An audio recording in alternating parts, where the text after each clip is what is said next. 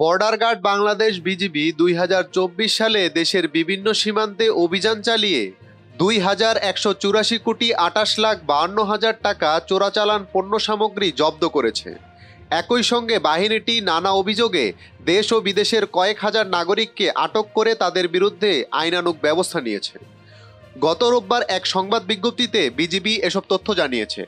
BGB বলেছে, গত বছরের জানুয়ারি থেকে ৩১ ডিসেম্বর পর্যন্ত পরিচালিত অভিযানে এসব পণ্য জব্দ করা হয়েছিল।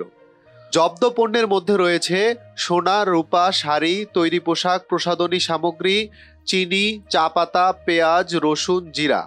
পাশাপাশি ২৬০টি ট্রাক ও কাভার্ড ভ্যান, ৮টি বাস, ৪৭টি প্রাইভেট কার ও মাইক্রোবাস, ৯১টি পিকআপ, ৩৮৩টি সিএনজি চালিত অটোরিকশা, ৮৭৩টি মোটরসাইকেল ও ২৩৫টি বাইসাইকেল জব্দ করা হয়েছে।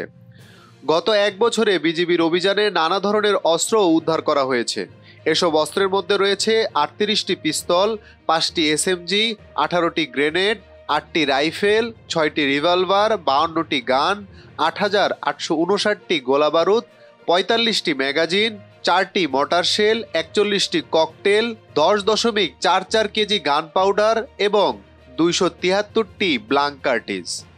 একই সময়ে চোরাচালানে জড়িত থাকার অভিযোগে ২,০৮৮ জনকে আটক করে তাদের বিরুদ্ধে আইনানুগ ব্যবস্থা নেওয়া হয়েছে। তাছাড়া অবৈধভাবে সীমান্ত অতিক্রমের দায়ে ২,৬৭৮ জন বাংলাদেশি নাগরিক, ১৫৫ জন ভারতীয় নাগরিক এবং ১৪,৩৩৬ জন মিয়ানমারের নাগরিকের বিরুদ্ধে একই ধরনের ব্যবস্থা গ্রহণ করা হয়েছে।